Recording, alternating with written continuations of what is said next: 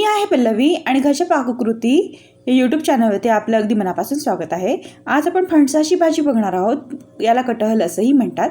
चला तर मग जास्त वेळ न घालवता रेसिपीला सुरुवात करूया। या ठिकाणी मी फणस घेतलेला आहे, कच्चं फणस असतं ते घेतलेलं आहे आणि त्याच्यातल्या ज्या बिया आहेत त्या बिया हाताला तेल लावून संपूर्ण काढून घ्यायच्या आहेत। ते हाताला तेल लावायचं विसरायचं नाही, नाहीतर त्याच्यातला चीक जो असतो तो हाताला चिपकून बसतो आणि अशा पद्धतीने ते संपूर्ण असं छान असं धुवून घ्यायचं आहे, कारण त्याच्यामध्ये चीक असतो भरपूर। आपण इथं या ठिकाणी कुकर घेतलं आहे, कुकरमध्ये थोडंसं तेल टाकून घ्यायचं आणि त्यामध्ये थोडीशी मोहरी टाकायची। मोहरी छान अशी तडतडली की त्यामध्ये थोडासा टाकायचं आहे जिरं टाकायचं आहे आणि जिरं आणि मोहरी छान अशी तडतडू द्यायची आहे। या ठिकाणी तुम्ही बघू शकता जिरं मोहरी छान अशी तडतडली आहे आणि हे तडतडल्यानंतर त्यामध्ये अर्धा चमचाभर थोडंसं हळद टाकायची आहे। हळद पण छान अशी फ्राय होऊ द्यायची आहे आणि त्यानंतर आपण जे फणस असतं कच्चं फणस ते टाकून द्यायचं आहे। कच्च्या फणसाला कटहल असंही म्हणतात हिंदीमध्ये। तर या ठिकाणी आपण बघू शकता हे संपूर्ण मिक्स करून द्यायचं आहे। हळदीचं कोटिंग करून घ्यायची आहे पूर्ण फणसाला आणि छान अशी कोटिंग झाल्यानंतर त्यामध्ये 1 ग्लास पाणी टाकून घ्यायचं आहे आणि पाण्याला छान अशी उकळी येऊ द्यायची आहे। उकळी आल्यानंतरच कुकरची झाकण बंद करायचं आहे।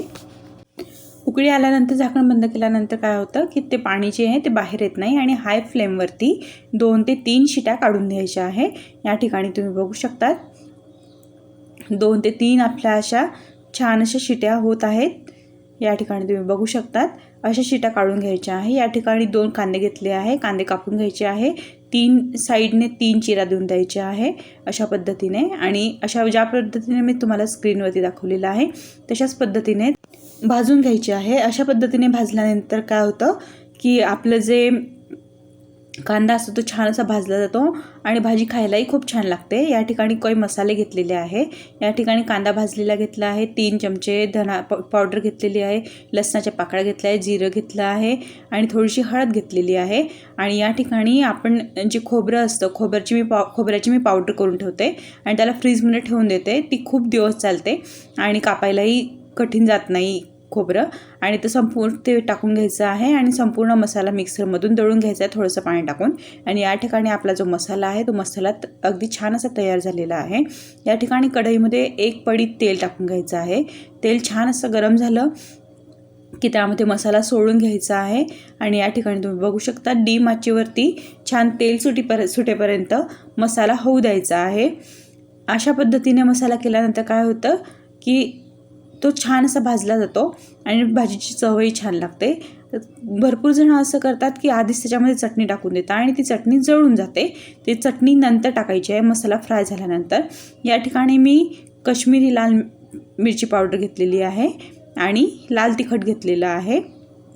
मसाल्यांची क्वांटिटी तुम्ही तुमच्या आवडीनुसार कमी जास्त करू शकता। तुम्हाला किती तिखट हवं आहे त्यानुसार मसाल्यांची क्वांटिटी कमी जास्त करू शकता। या ठिकाणी ते टाकून द्यायचं आहे। मसाला झाल्यानंतर मसाल्यामध्ये चटणी टाकून द्यायची आहे आणि ती पण छान अशी मिक्स करून घ्यायची आहे आणि परत तेल सुटेपर्यंत या मसाल्यांना भाजून घ्यायचं आहे।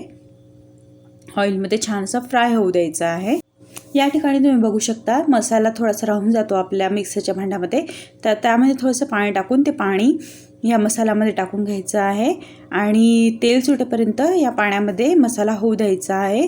छान असं तेल सुटतं आणि छान असं मसाल्याला तेल सुटल्यानंतर आपल्या भाजीला पण छान असं तरण येतं। या ठिकाणी तुम्ही बघू शकता ऑइल सेपरेट झालेलं आहे आणि या ठिकाणी आपण जे फणस उकळून ठेवलेलं होतं 3 शिट्यांमध्ये ते पण टाकून घ्यायचं आहे आणि त्यातलं जे पाणी असतं ते फेकायचं नाही आहे, ते पाणी पण टाकून घ्यायचं आहे आणि तुम्हाला किती ग्रेव्ही पाहिजे त्यानुसार पाण्याची क्वांटिटी तुम्ही कमी जास्त करू शकतात। तुम्हाला जर जास्त ग्रेव्ही पाहिजे असेल तर तुम्ही अजून यामध्ये पाणी ॲड करू शकतात। या ठिकाणी तुम्ही बघू शकतात आपली फणसाची भाजी आहे तिला छान अशी उकळी येऊ द्यायची आणि उकळी आल्यानंतर तिला छान असं तरण सुटतं। या ठिकाणी तुम्ही बघू शकतात आपली जी फणसाची भाजी आहे ती छान अशी बनवून तयार झालेली आहे। तर या व्हिडिओला 1 लाईक नक्की करा। चॅनलवरती नवीन असाल तर चॅनलला सबस्क्राईब करायला विसरू नका आणि बेल आयकनला पण हिट करा। या ठिकाणी तुम्ही बघू शकता किती छान असं तरण आलेलं आहे। तर या छानशा अशा व्हिडिओसाठी एक कमेंट नक्की करा. तुमच्या एका कमेंटने मला मोटिवेशन येतं आणि मी अजून नवीन नवीन रेसिपीज तुमच्यासोबत घेऊन येत जाईल. आणि जास्तीत जास्त लाईक करा, शेअर करा, सबस्क्राईब करा आणि कमेंट करून नक्की सांगा. पुन्हा भेटूया नवीन रेसिपीजसोबत. तोपर्यंत बाय बाय.